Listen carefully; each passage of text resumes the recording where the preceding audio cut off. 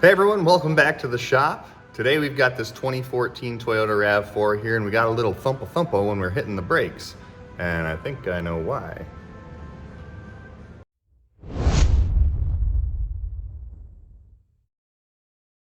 So up here in the Great White North, the winter does quite a number on our brakes up here. So if you don't service them regularly, this is what ends up happening, because the pads get stuck inside of the stands, the pins freeze inside of the caliper bracket.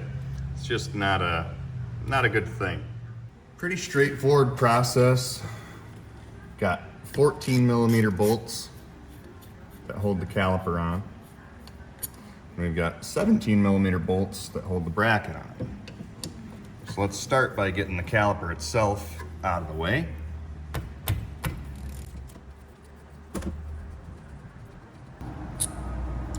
And before we go too far, we're going to test this caliper and make sure it's okay before we start ripping the brakes out. So I just use a C-clamp. It's probably frowned upon in most circles, but it's what I use. It's what I've always done. Nice and easy. No resistance whatsoever. That caliper's good. A little crusty, but good.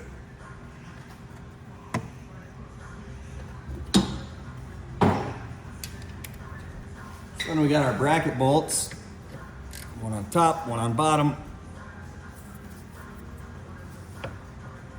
Boy, there's these down there. It's been a hot minute since these brakes have been off of this car.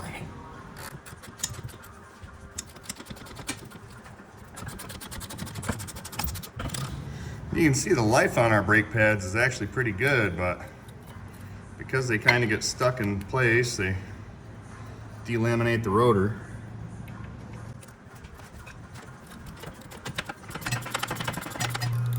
So you can, if you want to, just get the pads out of the way so they don't fall out. Should have done that before I started trying to break those free.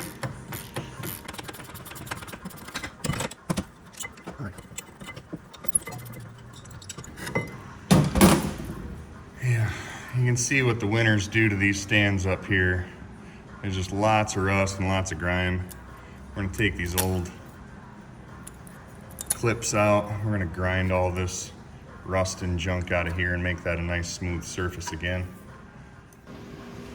So I've got a Milwaukee 90 degree.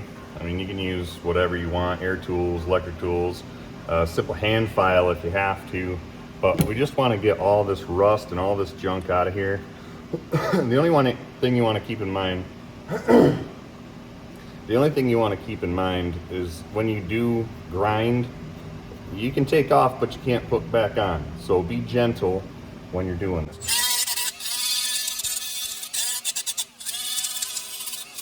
So just enough to shave that rust layer off. You can see we got nice shiny bare metal, but you don't want to get too deep on that. So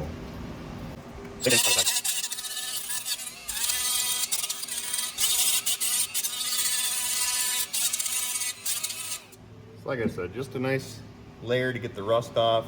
See, we got some nice shiny bare metal there. Next, we're gonna get these pins lubed up. They're pretty gross. Oh boy, this one's stuck. So let's get to the vise and get this little bugger out of here. So I'm gonna try to do this with tools that you probably have at home instead of busting out my big torches. I just got some MAP gas and a 14mm. That's what size this pin is. Now, usually I point this away from me because when you heat this up, everything inside of it's gonna start bubbling. The gases are gonna create a lot of pressure. So if you're not careful, that pin can go flying out. So let's get some heat on this and see if we can break it free.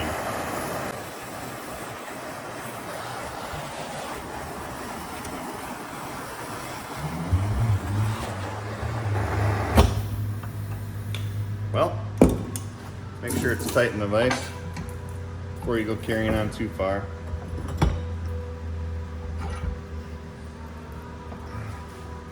Take two.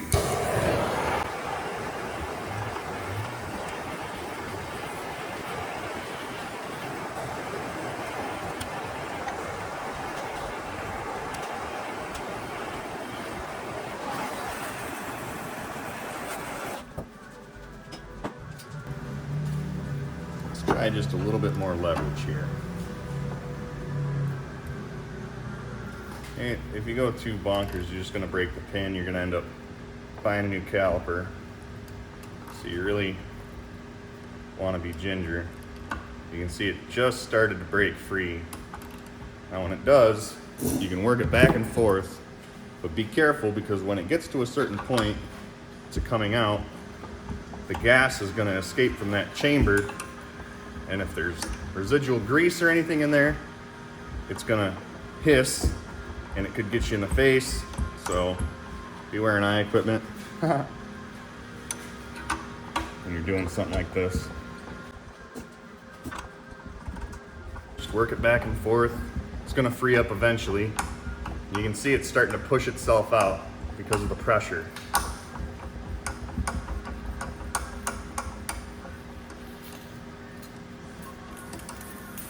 You can hear it hissing now. Let's get that rubber off of the...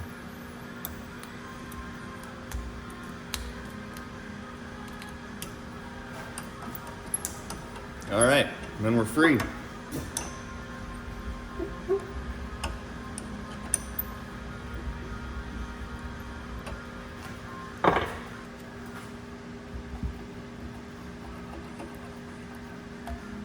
There. That's our culprit. Let's get this over to the grinder and clean it up a little bit. Plus we're gonna have to clean out that chamber as well. So let's get this sucker cooled down, get it lubed up and ready to ship. Easiest to use a bench grinder like this.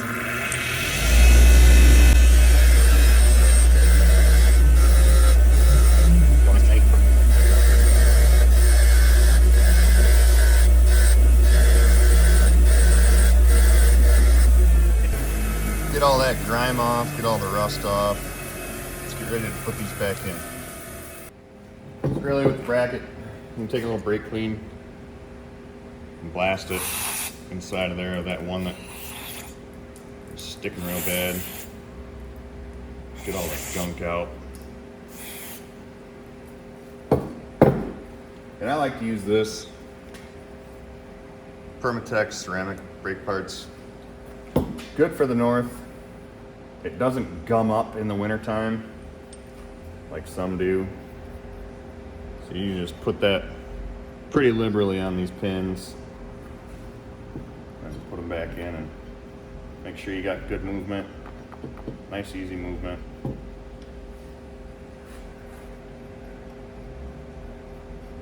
So for the side that was giving us all the trouble, it's probably not going to be as easy as just going in. You're probably going to have to turn it, work it around a few times. Have yourself a rag handy. So I'll pull that out again. Wipe it off. And then apply again. Just to try to get as much of the junk out of there as you can. You can take a drill bit or a cleaner, you know, a pipe cleaner or something and try to clean that out a little better. But as long as we're moving nice and free, you know, we don't have any binds or sticks, that's what we're looking for. So, in preparation for putting this back on the car, for where we ground, I put just a little bit of this stuff on the fresh grind marks, just to slow down the rust from coming back, just like a little protective coating.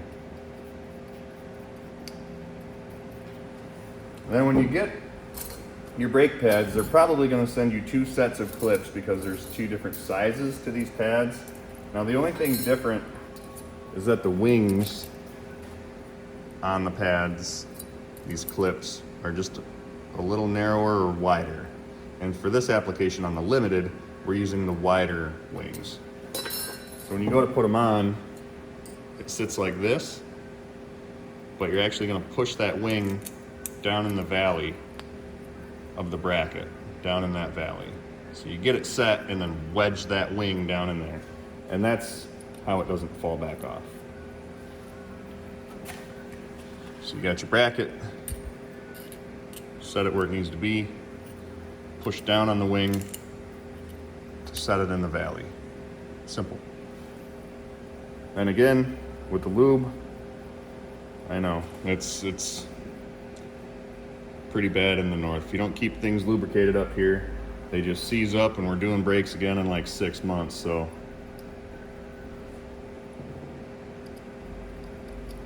Apply liberally here. Now the bracket's prepped and ready to go. Now as far as the rotor coming off, if you're gonna have trouble with the parking brake not letting the rotor come off, there is a little rubber cap right here that we're gonna transfer over onto the new rotor anyway. You just get under it with a screwdriver and pry it out. Now if you take a flashlight and go around, you'll see a sprocket, which is your adjustment for your parking brake. Now, we're gonna hit the rotor here in a second, and if it doesn't come right off,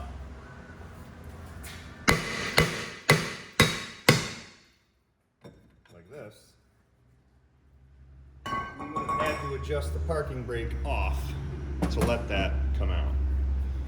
So if you need to adjust your parking brake, it's down here. So you get that hole to the 6 o'clock position, maybe actually more like 5:30, and you would just twist this sprocket with your screwdriver to release the parking brake. But if you let it off, when you put the new rotor back on, you're gonna have to adjust it back.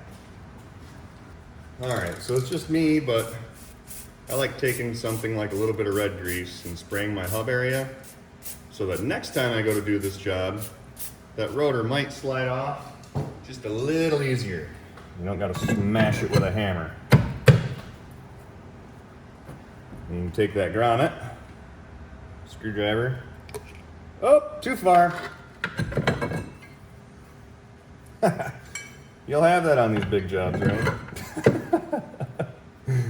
Be a little bit more gentle this time, okay? Hey, there we go. Winner, winner. All right, so bracket's going back on. One bolt up top, and one bolt down low. If you get a little goop on the rotor, that's fine. We'll do a final touch up before we get it done here. So remember, it's 17 millimeter on these.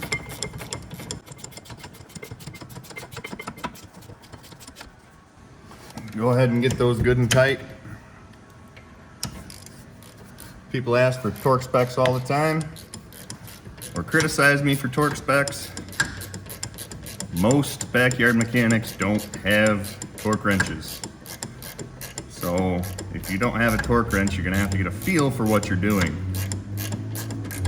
And in this case, you want it nice and tight. There. All right, now I got some goop on the rotor here, so I don't want to put the pad right on that. I'm gonna rotate that up, wipe that off after I put the pads in. Now the easiest way to do these pads, start them in front of the clips, put the wings here and pull them back. Because these actually spring the pad forward to keep them in place. So see if I can give you a better angle on this side to set the pads. I put the back end in first and then pull back and push the front in. That's the easiest way to put these pads in. So now that the pads are set, don't forget to wipe any excess junk off the face of your rotor so that your pads don't pick up any oils. So then we can set our caliper back on our stand, set our 14 millimeter bolts, start them by hand. Now these are not going to be as tight as the bracket bolts. These are just going to be a good snug and snug. When in doubt, get yourself some blue Loctite, put a little dab on the threads, a little more security. Nice and snug. And if you go to tighten these down, you go to tighten these down and the pins are spinning when you're trying to tighten it, I just use a little tiny pair of needle nose channel locks and grab it while I tighten the bolt. So, little tip for you.